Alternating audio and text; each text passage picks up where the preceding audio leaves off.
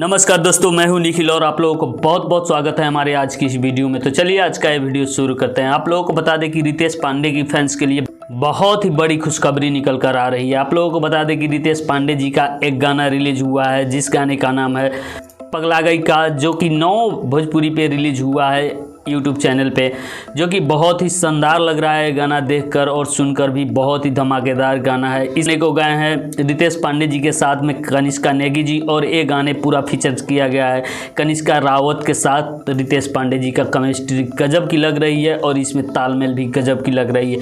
इस गाने को बहुत ही अच्छी तरीके से आधी हिंदी और आधी भोजपुरी में गाया गया है, जो कि बहुत ही अच्छा लग रहा है, जो कि भोजपुरी के लिए बड़ी उपलब्धि मानी जा रही है। और इस गाने को सुनकर लग रहा है कि भोजपुरी इंडस्ट्री में अब चेंज होना तय हो चुका है, कि लगभग सभी के सभी गायक बहुत ही अच्छे कदम उठा रहे हैं और बहुत ही अच्छे अच्छे गाने देने की कोशिश कर रहे हैं, जिससे श्रोताओं का और दिल और दिमाग दोनों चढ़कर भोजपुरी के लिए बोल रहा है कि गर्व से बोलो जय भोजपुरी। तो मिलते हैं अगले वीडियो में। जय हिंद, वंदे मातरम।